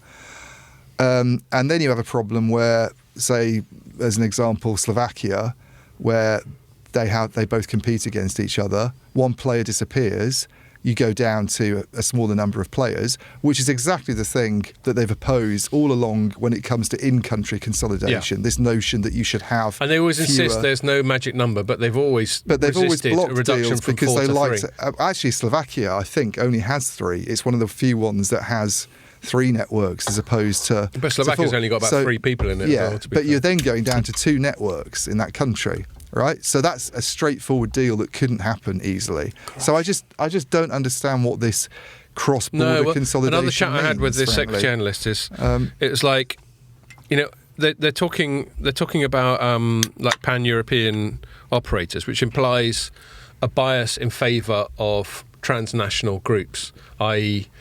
Orange, Deutsche Telekom, Telefonica and Vodafone. Yeah. And then maybe... well, I joked in my article that maybe the plans to set up 4 new companies, all headquartered in Brussels, and allow them to sort of buy every other telecom operator in Europe. There's definitely a United States of Europe angle to this. And don't forget, this is the ultimate... If you look at sort of fanatics like Guy Verhofstadt, that all they want is more and more Europe all the time. More. Yeah. They want a United States as Europe. They want an equivalent of the USA, but with, instead of states, European countries. And that's fine. That's a view. It's not one I share. Yeah. But, Well- I mean, to extrapolate what they're saying to the ultimate, they seem to want those four to be the only four players in all of the countries. Yeah. Yeah. Well, I mean, one thing I found amusing about this, and he'll probably listen to this, but Dean, I noticed on Twitter, and sort of, because there's a lot of commentary about all of this, and and I agree with him that I think he was, not to misquote him, but I think he was saying this stuff about consolidation and doing things in that area is preferable to some of the silly ideas they have on fair contribution, on getting internet companies. Yes. Now, I totally go along with that, but I just don't think this whole consolidation thing's very coherent. And also, to sort of quell Dean's optimism, if you look at the Thierry Breton speech, there's a fairly strong statement in there, which I quoted somewhere in the story, about internet companies being responsible for most of the usage on networks. Yeah. Therefore, we need to have a conversation about who pays for them in future. Right, Well, so, there's no secret. Well, Breton's there the one who's in charge of that review. Which side of the fence he's on, is there, if he's coming out with stuff like that? I mean, the whole notion that internet companies are responsible for usage in itself is very dubious. That's that push-pull thing, isn't it? Yeah, completely. They're not responsible for usage any more than car makers are responsible for using roads. People are. Am I not responsible when I stream Game of Thrones? Yeah, exactly. Or whatever. And then the other thing is that the Huawei, they come out and really, he came out and really sort of laid into national governments for not doing enough to phase out high risk vendors. They didn't say Right. Huawei, but we all know high risk vendor is a euphemism for Huawei and ZTE. Go for Chinese. And he was saying that despite this EU toolbox, which is all about not using high risk vendors in the RAN and the core, only 7 countries out of the whole region have actually taken steps to do anything, and this isn't good enough. He actually said that this is not good enough. Oh, sorry, Thierry. So basically, what you're saying, Thierry, is that nobody at the national level really gives a shit what you say. TT. This is the same thing. When Brexiteers, who I agree with, this is where I agree with people who voted for Brexit. Like me. Yeah, that they moaned that France pays lip service to the EU and goes, we're Does big what it fans of wants. the European Union, and then they don't give a shit. They just do what they want when it comes to fishing rights and farming. They don't take any of it seriously, whereas we try to take it seriously, and it didn't really work out for us. And then, surprise, surprise, people don't want to be in the thing anymore because everybody else. It's like China going, yeah, we'll sign up to WTO rules. Do they fuck? Of course they Yeah. bloody well do. And then they're dumping their products everywhere. It seems that the Brits in some ways were a bit too naive when it comes to playing the game in Europe. So Yeah, the Brits were just perfect. Nothing bad. Yeah. No, I'm not saying that we were perfect, but I'm saying we were naive. This isn't me bigging us up. it's naive because we could have just done what the French did and basically said, okay, but not actually gone along with any of it. And that is exactly what they've obviously done on Huawei. They've gone, And do you know what? I we'll find lean that on them weird to phase out Huawei, and because, then they like, haven't done. Ruling class Brits, I always think, are like that. They, the sort of cliche of ruling class Brits is that we'll put on a front and it's all very proper and correct, and then behind the scenes we'll be as dirty and backstabbing as anyone else. Yeah.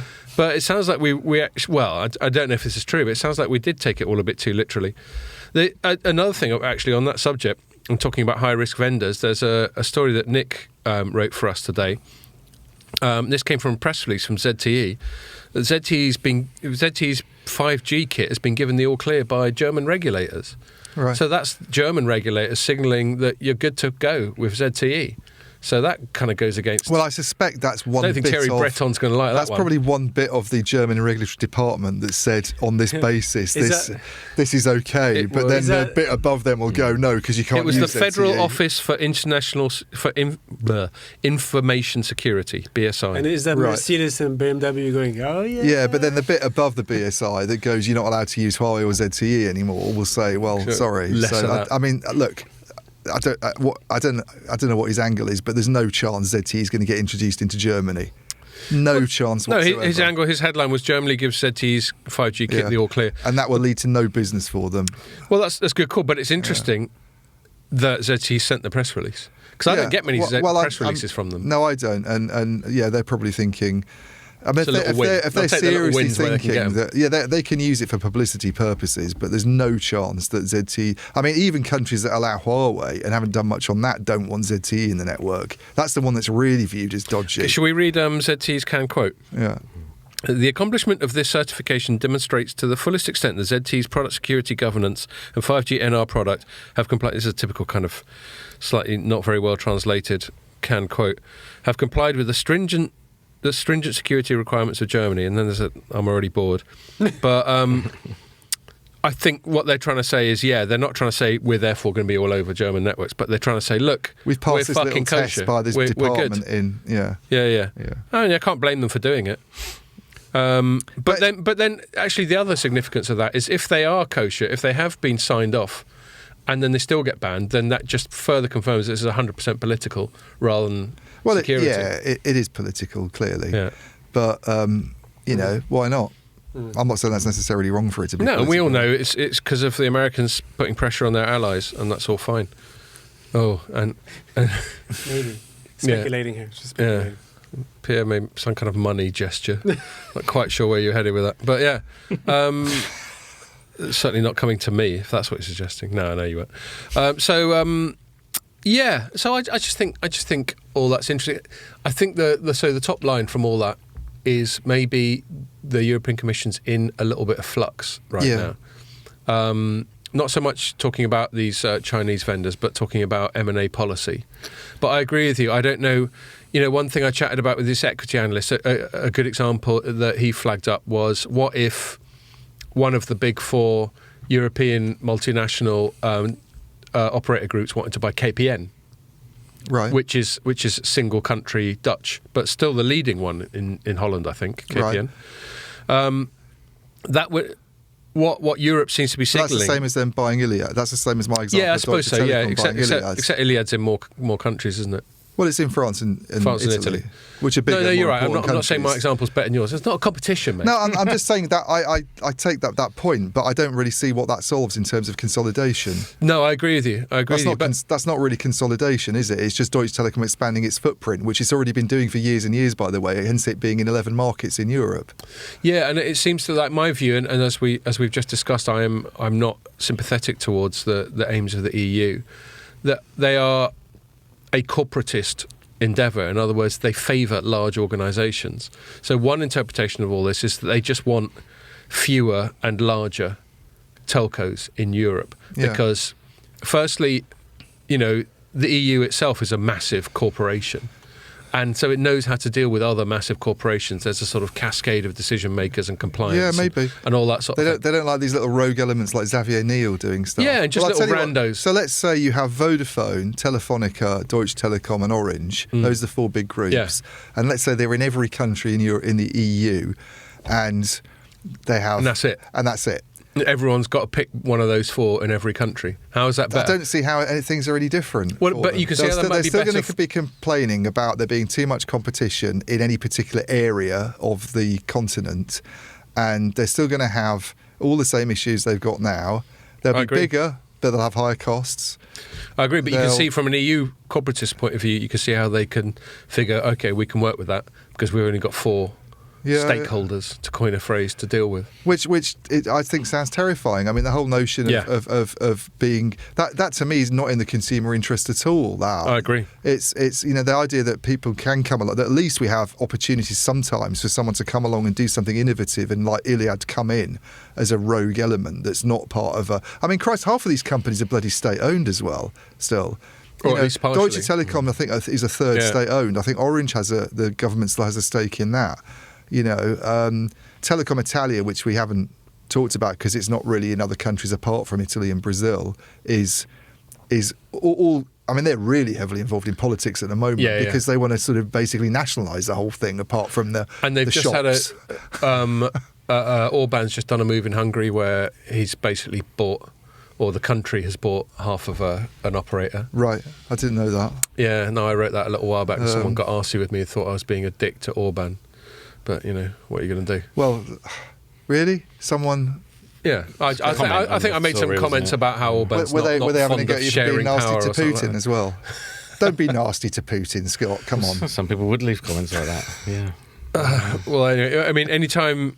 I mean, the best one I get is when how I like to sort of dip into the intersection of telecoms and technology and politics. Yeah. And every now and then someone just goes, stick to telecoms. sort of thing. Oh, yeah. Or they'll just go, I thought this was a telecom site. I'm not going to read it anymore because you just said this thing that slightly sort of annoys my political sensibility. Well, it's also when people say things like, "Oh, I thought this was supposed to be reporting. You've had an opinion on something." Oh, how dare you! It's like, well, Yeah. journalists do that as well. And the ultimate answer Always being have. no one like clamped your head to the screen and made you fucking read it either. Yeah. Anyway, shall we? I think we got time just to quickly go off on like 10 minutes on AI stuff. Andrew, we were chatting about it. I'll pass the ball to you. There's been a few bits of news going on about AI. We were chatting about ChatGPT. We were chatting about how Microsoft's now incorporated that into its browser. Google's come up with another thing about it.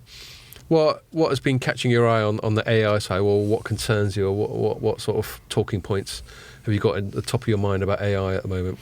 Yeah, so I suppose this new wave of, they keep getting called chatbots, but they're basically large language models, LLM algorithms, basically. So they're very good at understanding, messy human language, Natural language. Yeah, natural language, and so the idea being that it's you can go and talk to this chatbot, and rather than it just looking blankly at you when you go, Can you have a friend that's not really a person? Oh, yes, you through can do this? that with it. Yeah, It's funny you asked that question here. Can I have a friend? Yeah, people. There's a lot of apps like that are basically, and it will just talk. Isn't to you. there a movie about someone who falls in love with his chatbot? Yeah. It's called Her, I think, and it's Yeah. got Yeah. Joaquin Phoenix. Have you seen it? Scarlett Johansson. Yeah, it's really good. Is it? I'll have to watch Saint that. John's That's movie. basically my future, probably. Deus Ex? Is it Deus Ex? No, Ex Yeah, Machina. Ex Machina. Ex Machina. That's That's the computer. Oh, I've seen that Yeah, one. yeah, Yeah, Deus yeah. Ex, yeah. Is a similar thing. Yeah. Yeah, they've I guess the last 6 months they've come to fruition, or the headlines at least. OpenAI's ChatGPT has sort of led the charge, and now you've got Google, who presumably was working on stuff like this for a long time. Their Lambada or something. Lambada. Is that what it's called? I love It's it. definitely not that, but it's something like that. Deep mind Lambada, that's that dance, isn't it? yeah. Lambada. Lambda.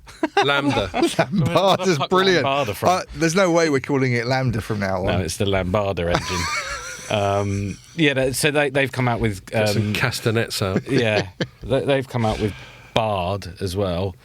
That's it, Bard. No, but this is older. Oh, okay. This is like Lambada is their before language Bard, is it? processing. Yes, something like that. But anyway, They should definitely call it Lambada, the new thing. yeah, exactly. But it's all over the headlines, and for the usual reasons, when AI is in the headlines, Right. is it going to take everyone's jobs? Or is it going to become self-aware? Is it become self-aware and Kill launch the everybody. missiles Yeah. or whatever they happened in Terminator? Yeah. Skynet became self-aware, something like that. Skynet.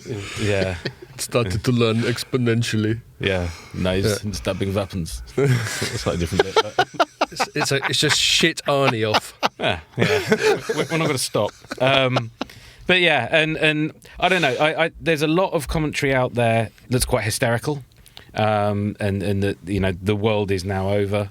Just give up. I've contributed my fair share to that, I think. Yeah, and I don't know where I am with it. I'm kind of in the middle. You read some of it, and I've played around with it, and it is impressive. It's impressive in what vanilla it can for now, do. though. Yeah, but it's. I mean, what is it doing? It's scouring the web, or not even that. Actually, ChatGPT has a data pool that ended in 2021. It can access all of that stuff, or supposed to, and it will go. That's and not very useful for search engines, is it? Where you want to find new information. That can... yeah, but it's in beta, I guess. This is Right. just showing you what the technology can Okay. do. Ultimately, the idea, I suppose, is that it will be plugged into the internet as a whole. Okay. Well, I think it is the latest Microsoft announcement, isn't it? Maybe that, but I mean, none of this us is- wrote it up, so we're kind of blind leading the blind. But I was Yeah. just But looking, skipping some articles. I They've do remember put it reading. into Bing. Okay, well, up until about a week They ago. put it yeah, into was the Bing case. now, but I remember reading a Richard Windsor, one of his Radio Free Yeah. mobile updates on it, and he was he's very sceptical about it anyway. But he was quite scathing about it because of the cut off. It's not current, It doesn't have Yeah, I think that. But to me, that sounds like maybe something they can address quite easily if they just sort of Make But- it but- go. but- Google stock is down 8% since it opened an hour ago. I think Is you it can, really? Yeah. You could Wow. still have Bad luck. that bar in Bing without it being. That's without a that bit news being story in plugged So your itself. missus still got a job? For now, yeah. Oh, cool. Pierre's missus works for Google. Yeah. All right, sorry, what were you saying? Well, yeah. Even if it is on this part of Bing, it could still not be plugged into the entire internet. That Right. bit could just be a little section for GPT as it is. Yeah. But yeah, you play around with it, and it works. You can ask it to. When I did an interview with some AI firm called Gupshut, I said what are some good questions to ask them on this Faulting subject. sounding word. That's a horrible name for what is it? Gupshut. Gupshut. I might pronounce it wrong. Don't. All right. Okay. Let's not linger on it. But and you know, and vaguely obscene. it came up with some legitimate questions. Now, they weren't very journalistic. They were the sort of thing you'd do in, you know, these sort of content marketing videos, like, oh, so why is your company so great? Yeah. Yeah. List all your achievements, that sort of thing. But it knew what I'd asked it, and it gave me what I asked for. Instant. Yeah, and it's in a second. So you know that is new and that is impressive. Now, in terms of, you know, will it replace us? Say in terms of writing an article, it obviously can't do that yet. Well, you say that, but BuzzFeed sent out a press release saying it's sacked loads of hacks and it's replacing them with motherfucking AI. I Did mean, it? But the it's- sort of what? stuff they do. Yeah, for listicles. Yeah, I mean, maybe it can do that, but it still won't do Just the them basic as well stuff. as a human. Yeah. It's still just scouring the internet and serving some stuff back to you. It's just giving it to you. Ian's in a shitting chat himself box. now. It's not at the moment. It can't go and do an Ian Morris. It will be going and Well, I always plagiarising your original. I always stuff. count on the fact that, you know, the fact that we can write with a bit of opinion, a bit of analysis, a bit of humour, would always hopefully differentiate us from this AI. But, you know, this is just the current iteration of Exactly. Yeah, that's the thing. It's This is as the it- first generation. it. Exactly. And it's Knives and stuff. It's a T100. Anyone who's listened to this, who's got the shittest Arnie impression out of us three? Me. Yeah, I know. That's pretty bad. But I tell you one other thing about it that I think is worth noting is it's not, when we think of AI, we think about this pure algorithmic thing. It's not, it still has human intervention in it because there's been all these people fucking with it. So it's got filters in. Like, for example, you know, they'll be worried, just like social media firms are, they'll be worried about the PR. If someone asked the AI to do something really reprehensible, they've got these stopgaps and these human intervention and these filters and all that sort of thing. And then other people on like Reddit or whatever have found ways of hacking it and making it do these things that they're trying to stop it doing. But I think, just as, you know, when I was going on about a couple of pods ago about the Twitter files and censorship, you know, if these AI things also have human intervention, then they're still basically, I think I might have mentioned last time we spoke about ChatGPT, Jeff Norcott, a comedian, who'd said that one of his listeners had said, you know, tell me about Jeff Norcott, and it had given this one-dimensional, you know, he's a bit of a bigot type of thing, which he isn't. Yeah. And so the point is, you know, and Andrew was saying that some of the pool of data that this thing's drawing from is also obsolete. These things all have to be borne in mind. These are still very flawed things. So They're he is the bigot according to that pool of data. Yeah. Yeah. But that pool of data could be A, obsolete, and B, also, like, Narrow. if it was just taking it from Wikipedia, we all know how flawed Wikipedia is, especially on current stuff. Yeah, Well, but Wikipedia is great for, like, ancient history That or just makes something. it seem even more like a person. You know, But it like- also, you might get a different answer each time. You Right. know, it might. I don't think Yeah. you're going to get the same Well, thing. that also makes it seem even more like a person. Because if you ask it to write, I think we talked about this last night, probably in the pub. If you ask it to write a limerick on, you know, what Barcelona looks like in February today, and then you ask it again in a week's time. If you ask a person that, they'd probably write two different limericks depending on what mood they're in, what they've just seen that morning, and various other stuff. Whereas I would like to think that ChatGPT just produces the same bloody limerick all the time, Well, and no, you go, oh, 'cause- it's just a robot doing the same thing again and again. But if it does different things, But why is it doing that's You're a bit dealing, more you're worry- dealing with you're dealing sort of with, a human. Yeah. But it's a facsimile of it just Of its goes data to set. yeah, Yeah. it goes to the limericks file. It is, and it's just but here's how a aren't we limerick just works. that, really? Well, Of our own memory banks. Yeah, no, there's an argument for that. Yeah. But the point is, ChatGPT isn't supposed to be another human being. It's or AI. isn't supposed to AI be. is supposed to be this robot Yeah. where you should have, you should be able to replicate the outcomes. and it should be in its ideal form. It would be tapping all knowledge everywhere. Yeah. Because I think the real innovation is sort of computing power. In other words, it can do this natural language processing, not because it's a human and not because it's had 20, 30, 40, 50 years of socialization as human beings have, but because it's now got the processing power to just, you say, oi, ChatGPT, where shall I get pissed tonight?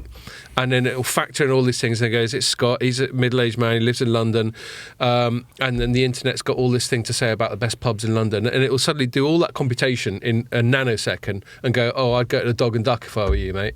And it feels like you've got a recommendation from a real person, but it's actually this incredibly complex bit of computation that's happened.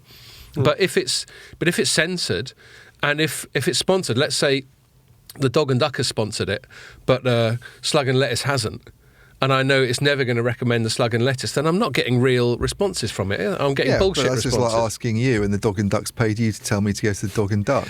Our American audience are laughing at those names. Like, what? Yeah. why is it always the something and something unrelated?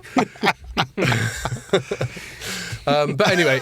But the ethical point is the censorship. If there's someone still got their thumb on the scales, I take your point that you're being very persistent with, that you're saying, how is that any different than a person? But the point is, I suspect that most people expect AI to be different from a person. And if it's not, if it's biased, if it's corrupted, if it's censorious, then they should at least be transparent about it, because otherwise people are going to assume that they're getting the pure truth. Well, I think one problem they've got in terms of people reading them, like reading content produced by AI, is that you know, like say you want to read a biography, because you're really fascinated by this guy who's gone up a mountain and he was 80 and he survived it, and you know, and a computer can never do that, right? Or you're reading Federer's. I mean, that's one area where AI clearly is never going to be able to do. But then even you extend it into novels, like they want to read books by other people who've had shared life experiences, and therefore reading something. And I think even there's an element of that in news and reporting and opinion. I mean, when I read Rod Liddle, who's a very controversial journalist in The Spectator, but one of the most popular. But he's also, well, I mean, sometimes I don't agree with his stuff. Sometimes I do, but he writes very well and he's funny, and you always have him in mind as this pubby guy with a pint in his hand. That guy? So you can do things like that. You can say in the style of Rod Liddle. Yeah, but I don't mean that, because even if it was impersonating him, I know it's not a person who's done it. You know what I mean? In the same way that I could say, write an autobiography in the style of Roger Federer, but I know that it's not come from Roger Federer. I know it's not that person who's done it, and I think that for me is the thing that might put people off going too far down the reading AI. Well, we like to interact with people, and we like to do the pod in the studio because we like to just all see each other and have non-verbal cues and have a social interaction.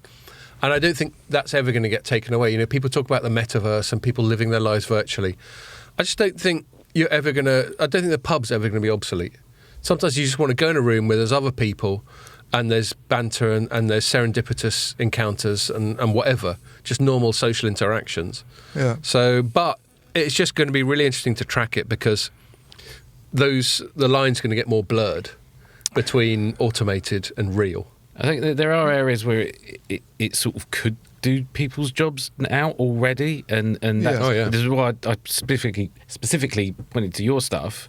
You know, that kind of journalistic that needs a little bit more creativity and some intuition is a bit different. No offence to anyone doing this, but the sort of corporate communications that might be called content marketing or something, where they're like they might touch the same subjects, like, you know, Intel might put out an article, 1,000 words, explaining what 5G is, and it's not got a spin on it. It's not got a really investigative angle. It is basically correlated. Stuff, Andrew. It's basically that stuff. Yeah. But I think even the Reuters and Bloombergs of this world that tend to do.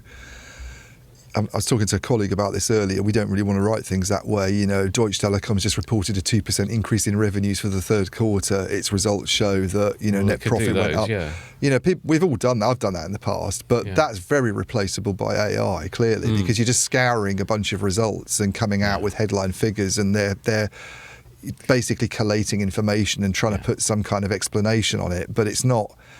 it's not deeper than that. And, so, and that, so there's a light even that touch way worries of me. writing things. Yeah, but even that worries me that it could have, because that's quite a lot of people are involved in doing that as a career. And are we getting to the? Yeah. Sorry, we'll wrap it up in a minute. Well, the biggest thing actually is then customer service. So obviously the bots there can take over very well. Yeah. I mean, in this interview, I did on the subject, he was quite sort of brazen about the idea that look, there's a lot of jobs that in the future just aren't going to be there. Yeah. Just deal with it.